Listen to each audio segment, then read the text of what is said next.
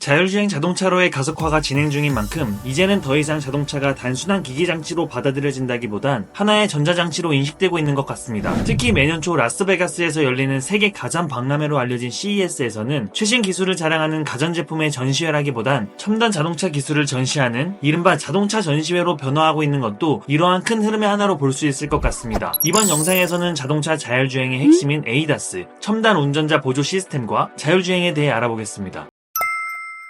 흔히 ADAS라고 말하는 첨단 운전자 보조 시스템은 센서, 카메라 등 자동화된 기술을 활용해 주변 장애물이나 운전자의 실수를 감지하고 그에 따라 대응하는 시스템으로 다양한 수준의 자율주행을 가능하게 할 수 있는 시스템입니다. 첨단 운전자 보조 시스템은 다양한 종류가 있을 뿐만 아니라 기술이 발전하면서 점점 더 고도화되고 있는데요. 앞차와 급격히 가까워지거나 보행자와 추돌 위험이 있을 때 운전자에게 위험을 경고하고 스스로 제동 및 조향하는 전방 충돌 방지 보조 시스템, 차로를 벗어나지 않게 도와주는 차로 이탈 방지 보조 시스템, 차로 변경 시 잘 보이지 않는 뒤쪽 사각지대에 다른 차가 있는지 알려주는 후측방 충돌 방지 보조 시스템, 앞차와의 거리를 조절하며 달리는 스마트 크루즈 컨트롤이 있고, 고속도로나 자동차 전용 도로에서 주행 속도를 운전자가 설정한 속도 또는 도로의 제한 속도에 맞춰 스스로 운행하는 기술로 전방 카메라 및 레이더 등으로 인식한 차선 정보, 전방 차량과의 상대 위치, 상대 속도 등을 고려해 조향 및 가감속을 제어하여 차로 중앙 유지 운행 및 전방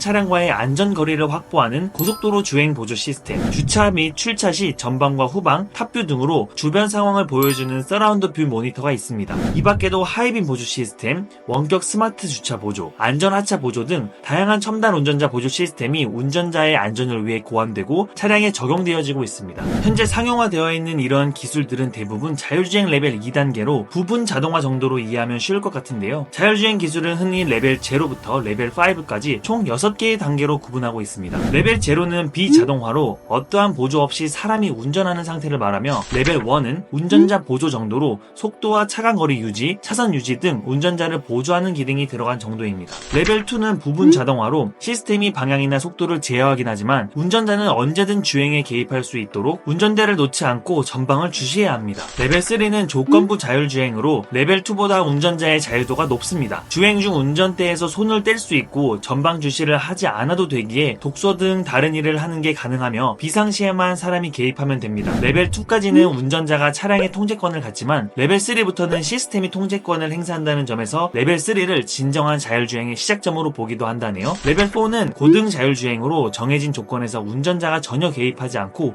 시스템이 정해진 조건 내 모든 상황에서 차량의 속도와 방향을 통제하는 것을 말합니다. 레벨 5는 완전 자율주행으로 운전자의 개입 없이 차량이 스스로 목적지까지 운행하고 주차까지 가능해지는 단계입니다. 운전자가 차량에 타지 않아도 주행이 가능한 통합 자율주행 단계로 시동을 켠 후 목적지에 도착해 주차가 완료될 때까지 사실상 완전한 자율주행이 가능한 단계를 말합니다. 현 시점 기준 자율주행 레벨 2 인증을 받은 차량은 많이 있는데요. 자율주행 레벨 3를 허가받은 제조사는 메르세데스 벤츠, BMW, 혼다 정도입니다. 혼다의 고급 세단인 레전드의 경우 2020년 일본 국토교통성의 자율주행 레벨 3 허가를 받았으며 고속도로 주행 또는 50km/h 이하의 속도 조건에서 조건부 자율주행이 가능하다고 합니다. BMW의 7 시리즈는 2023년 독일 연방자동차교통국의 자율주행 레벨 3 허가를 받았고 60km/h 이하의 속도 조건에서 조건부 자율주행이 가능하다고 합니다. 속도 조건의 경우 지속 업데이트 예정이고 장기적으로는 130km/h까지 끌어올릴 예정이라고 하네요. 메르세데스 벤츠의 S클래스는 2023년 미국 자동차 기술학회에 자율주행 레벨 3를 허가받은 최초의 제조사인데요. 다른 자동차 회사와 마찬가지로 아직까지는 60km/h 이하의 속도에서 조건부 자율주행이 가능하다고 합니다만 벤츠 또한 BMW와 마찬가지로 속도 조건은 지속 상향 조정 중이고 속도를 60km/h 이하로 규정하고 있는 유럽과는 동일한 법을 적용받지 않는 미국이기에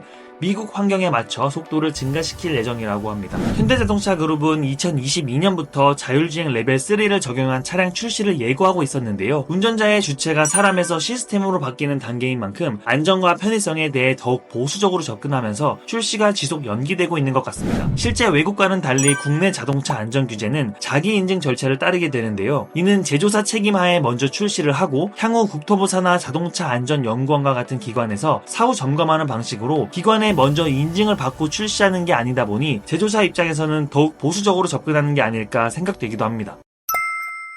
그렇다면 현재 흔히 상용화되어 있는 자율주행 레벨 2를 만족하는 첨단 운전자 보조 시스템은 정말로 안전운전에 큰 도움을 주는 걸까요? 대부분은 맞지만 일부는 틀릴 수도 있을 것 같습니다. 자동차 사고 중 전방 주시 태만이나 졸음운전 등 운전자의 부주의로 인한 사고가 전체 사고의 90%를 차지하는 만큼 첨단 운전자 보조 시스템은 교통사고 예방과 피해를 줄이는 가장 효과적인 기술로 평가받고 있는데요. 실제 삼성교통문화연구소에 따르면 전방 충돌 방지 보조 시스템을 장착하면 장착하지 않은 것에 비해 교통사고가 25.2% 감소한 것으로 조사됐습니다. 또한 과거 자료이긴 하지만 미국 미시건 대학교와 GM이 진행한 GM 차량 20종 약 370만 대에 대한 빅데이터 조사 결과에 따르면 ADAS는 차량 사고 가능성을 최대 80% 이상 경감시킨 것으로 나타났습니다. 이처럼 정상적인 운전 조건에서 ADAS의 도움을 받는다면 훨씬 안전할 수 있다는 건 의심의 여지가 없는 것 같습니다. 하지만 ADAS에 의한 사고도 심심치 않게 발생하고 있는데요. 실제 2021년 7월부터 2022년 5월까지 10개월간 미국 도로교통안전국에서 확인한 자율주행 레벨 2로 인해 발생한 교통사고 건수는 무려 392건으로 조사되었습니다. 그런데 자율주행 상태 여부가 애매한 상황까지 합치면 실제 사고 건수는 이보다 더 많을 것으로 예상된다고 하네요. 또한 국내에서도 ADAS 의존에 의한 사고 사례도 발생 중인데요. 자율주행 레벨 2 특성상 운전자 보조에 초점을 맞추다 보니 차량 시스템에 크게 의존하게 되면 사고가 발생하는 것 같습니다. 실제로 전방의 자동차를 자동차로 인식하기 위해서는 전방의 자동차도 움직이고 있는 상태여야 오해 없이 인식할 수 있는데요. 만약 전방의 자동차가 멈춰있는 상태라면 그 자동차가 정말로 자동차가 맞는지 아니면 전방에 큰 전광판에 그려진 자동차인지 자동차의 사진인지 판단하기가 쉽지 않습니다. 따라서 충돌 직전까지 전방의 자동차가 진짜 자동차가 맞는지 수차례 재판단을 하게 되고 충돌을 피할 골든타임을 놓칠 수 있는 것입니다. 이런 상황에서 실제 시스템 설계도 충돌을 막는 게 목적이 아니고 충돌 속도를 줄이는 데 초점을 맞추고 있다고 하니 운전자들은 이를 명심하고 ADAS의 기능을 활용해야 할 것 같습니다. 또한 흔하게 사용하는 차선 이탈 방지 보조 시스템에 의한 사고 사례도 적지 않은데요. 속도가 일정 속도 이하가 되었을 경우, 급커브길을 주행할 경우 등 특정 상황에서는 차선 이탈 방지 보조 시스템이 자동 오프되는 등 정상적으로 작동하지 않을 수 있다는 점을 명심해야 할 것 같습니다.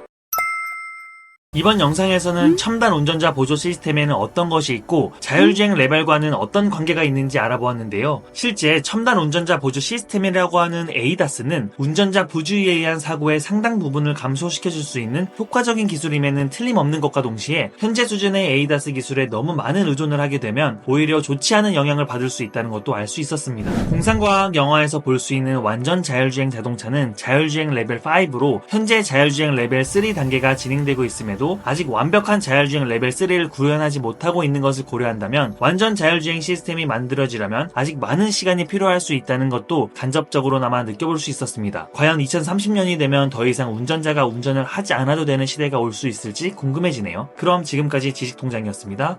감사합니다.